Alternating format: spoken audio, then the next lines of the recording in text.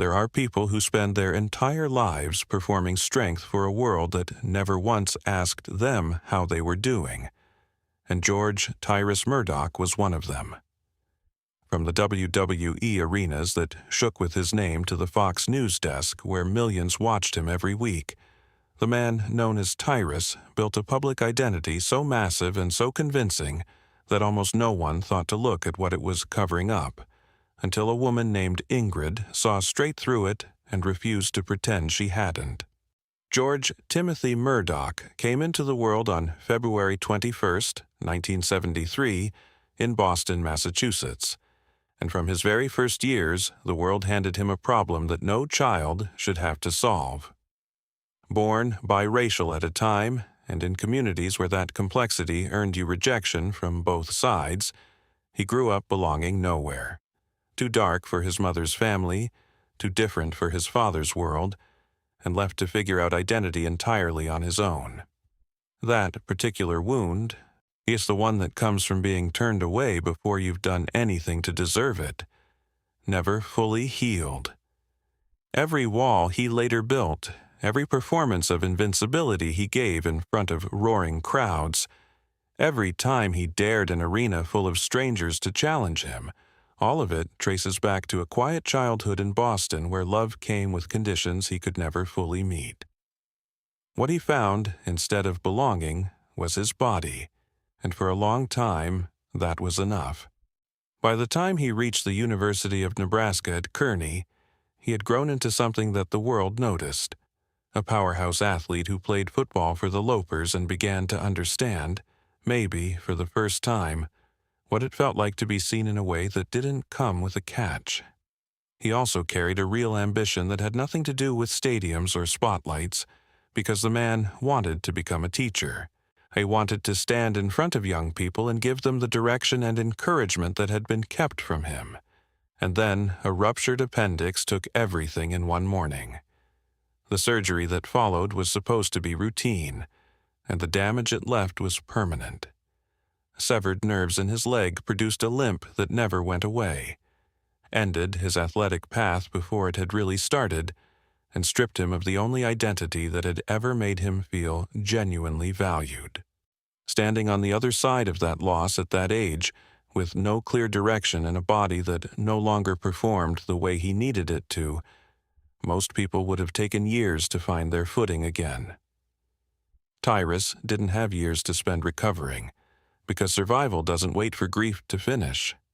Wrestling entered his life not as opportunity, but as last resort, which is actually how it enters most lives that it ends up defining.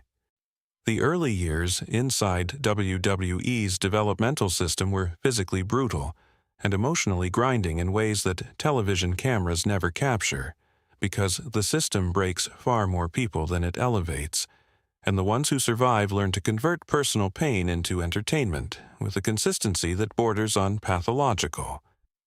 Tyrus learned. By 2006, he had signed with WWE and started the slow climb through an industry that rewards those willing to bleed publicly and smile while doing it. His years working as a bodyguard for Snoop Dogg had already taught him something about filling a room so completely that threats don't bother forming, and that energy translated directly into his ring presence. Brodus Clay, the name WWE eventually gave him, carried exactly the blunt, immovable weight the character required. The Funkasaurus persona that arrived in 2012 was designed to make families happy, and by every external measure it worked. But spending your professional life performing joy you don't feel is a specific kind of exhaustion that accumulates differently than physical tiredness. And by the time WWE released him in 2014, Tyrus was 37 years old, walking with a permanent limp, professionally unmoored, and hollowed out in ways that championship belts don't address. That crossroads was not unfamiliar territory for him, because he had been navigating impossible situations since childhood. But for the first time, the question of what came next carried a weight that felt different. Not just the question of survival, but the deeper one underneath it, the one about what survival was actually for. The answer, when it arrived, didn't come from another contract or another opportunity. It came from a woman who had already spent the better part of her own life asking the same question and building her own answers from scratch. Ingrid Rink was born on April 24, 1981, and her operating philosophy established itself early and never really softened. You don't wait for someone to hand you what you need, because waiting is a strategy that tends to fail people who actually need things. At 15, she walked into her first fitness class and felt something settle into place, the clean relationship between effort and result, the way that discipline produces change in a world that otherwise feels random and resistant. By 16, she was already teaching those classes, not as a hobby, but as a genuine calling, and the ability she had to read other people's bodies, understand their limits, and push them toward their own potential without breaking. What made them human would turn out to matter more than she could have anticipated at the time.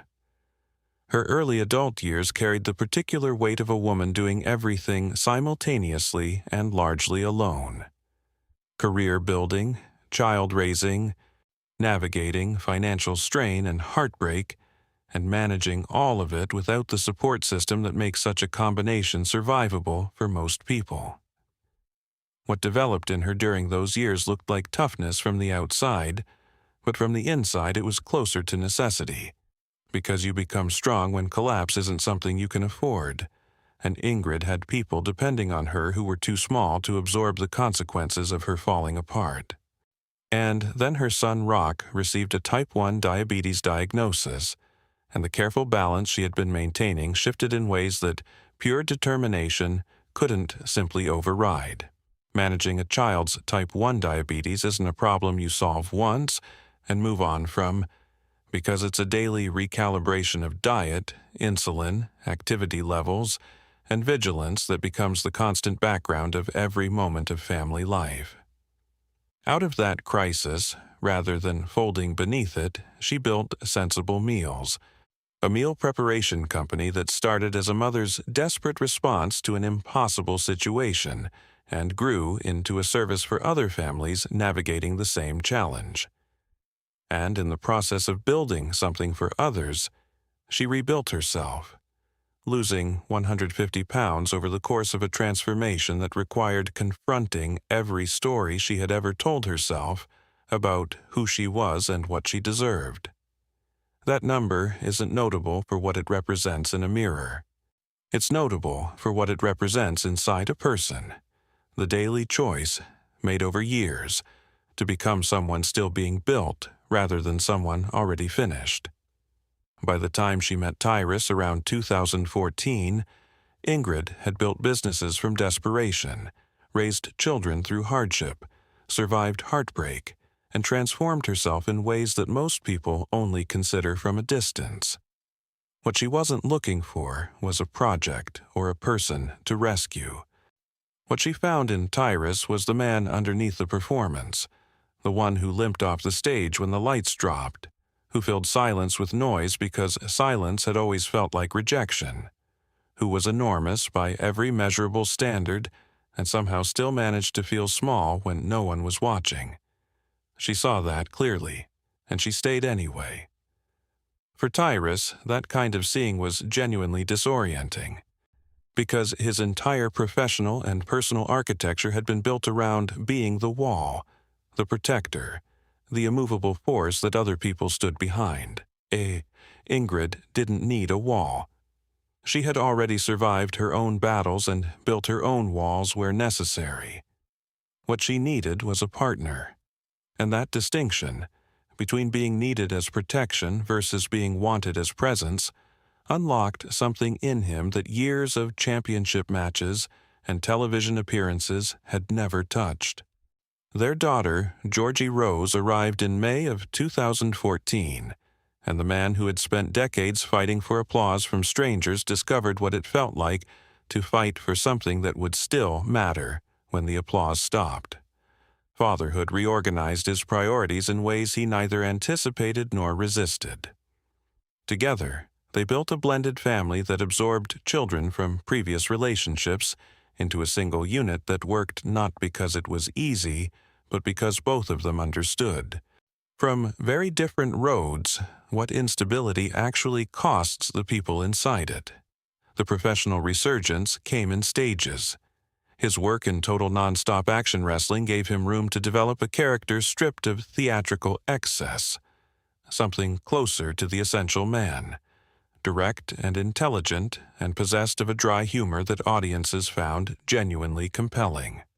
His climb through the National Wrestling Alliance in the early 2000s was the kind of late-career arc that the wrestling world occasionally produces for its most stubborn survivors. The NWA World Television Championship came in 2021, and the NWA World Heavyweight Championship followed in 2022, one at an age when most professional wrestlers have long since moved to commentary or nostalgia circuits. His television work on Fox News, particularly on Greg Gutfeld's programs, brought him to an entirely different audience that responded immediately to his presence and the bluntness of his perspective, and his name became one that people in multiple separate worlds recognized without necessarily knowing how they knew it. None of that success, though, inoculated him against what 2019 brought. When former co-host Britt McHenry accused him of sexual harassment, the public story around him transformed almost overnight, and the noise that followed reached everywhere, including the family he had been quietly building for years. Fox News stated the matter had been investigated and resolved, but a lawsuit came months later, and though it was dismissed in 2021 with an undisclosed settlement, the period between accusation and resolution was one of the most privately difficult stretches in both his life and Ingrid's. Fame amplifies everything in moments like those, because every headline lands somewhere your children can find it. And every opinion piece becomes a conversation you have to figure out how to have with people you love. Ingrid stayed silent for a long time, and then in 2022 she spoke, and her words were measured in the way that words are measured when someone has chosen each one carefully. She described the trauma her family had absorbed during that period, and she described watching her husband become, through that specific crucible, a stronger and more present version of himself than she had seen before. What she didn't do was pretend it hadn't cost them anything, because it had cost them enormously, and the rebuilding required therapy, difficult conversations, and the hard daily work of choosing trust over suspicion in a world that had just given them every reason for suspicion. The storm didn't destroy them. What it produced instead was a marriage, quiet, private, and deliberate, formalized on January 6, 2024, years after they had already been living as husband and wife. The retirement that came in 2023 at the National Wrestling Alliance's 75th anniversary show arrived with the same blunt elegance that had defined his entire career. Facing former ally EC3 in a bullrope match for the heavyweight title, with the stipulation that a loss would mean retirement. He competed with everything he had and lost, and the moment after the final count was made was described by people present as something beyond the usual vocabulary of professional wrestling. Not defeat, completion. He stood in the ring, nodded once, and drove home to his family. His sons, Rhett and Rock, had already told him plainly that they wanted him at their games, not on the road, and that was, as he later put it, the end of that. Retirement didn't mean silence. Both Just Tyrus and Enough Said, the books he released, gave the readers access to the interior life of a man who had spent most of his career making sure no one could see inside, and his commentary work continued in the spaces where he had built his presence. But the center of his life had shifted permanently toward home. The move to a farm in northern New Jersey in 2024, just months after their wedding, was the most telling decision they made as a couple. Louisiana and the familiar rhythms of a life built near entertainment and media gave way to open land, early mornings, animal care, so in the particular quiet that only arrives when you have finally decided what actually matters. For Ingrid, the relocation came alongside a decision to step away from the professional identity she had carried under her previous name, to rebuild her fitness and wellness work under something that reflected who she had become rather than who she used to be. Not bitterness, she was clear about that. Growth. The same philosophy she had been living for decades. Because you cannot carry everything from your past into the version of yourself that is still being built. The farm became, in practice, exactly what both of them needed it to be.